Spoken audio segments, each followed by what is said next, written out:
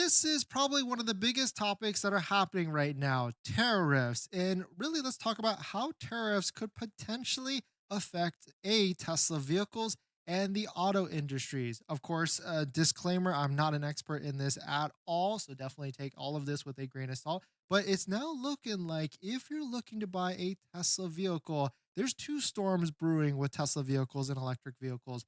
First one, the biggest one, the 7,500 federal tax credit. It's unknown what Trump wants to do. He stated his intentions, but we don't know if he can actually do it and get rid of the 7,500 federal tax credit. The second one, which was just released, is tariffs. It's also unknown how this will affect Tesla, but you got to think that Tesla has been ahead of all of this, and maybe they've done price increases or things on the back end to try and dissuade any of the increases. I mean, they did increase the Model S by $5,000 pretty recently, and so maybe that's why they did that. But shout out to sorry for posting this. US car prices face potential $3,000 increase as Trump tariffs hit the auto sector. And now we realize because about 3 months ago, a lot of the different EVs had price increases. I'm thinking like Ford Mach-E and some other vehicles. I think they were all increased like $3,000 to $6,000. And so maybe they were already pricing all of this in, which makes sense because they have to price these things in way before the year and everything. But let's talk about like the Tesla vehicles. Here's an interesting article from Tesla Body that goes through a bunch of different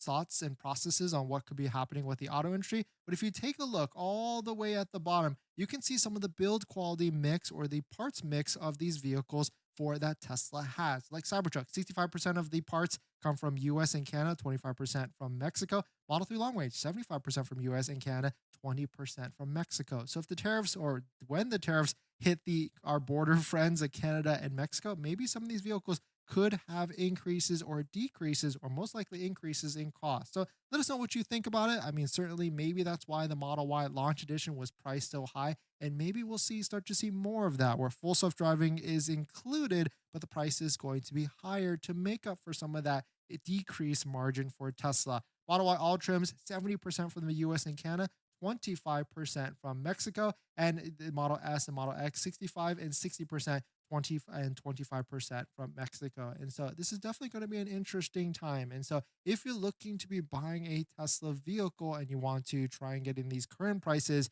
all of these prices, all the prices for everything could increase throughout the next year, and maybe it is going to be a super fluid type of situation. We know one thing's for sure, Tesla throughout the past couple of years, they like changing the prices whether it's up or down. And so certainly if you're looking to get in these current prices now, it might be the best time to do that. Taking a look at this post from Troy Tesla, we've got Tesla export statistics that show all the different countries that Tesla exports to. And so maybe that doesn't necessarily have an effect on us, but it does have an effect on Tesla shareholders. Here's another post from Troy Tesla. Here's Tesla's current battery supply situation based on my research. I don't see any immediate problems due to Trump's trade war with Mexico, Canada, and China, end quote. Quote, however, if Trump starts a trade war with Japan, it would impact Tesla's Model S and Model X production in the US since they use the 18650 cells imported from Japan. So good news, I would say, from Troy from his analysis. And the next one here on all the different things with the Tesla,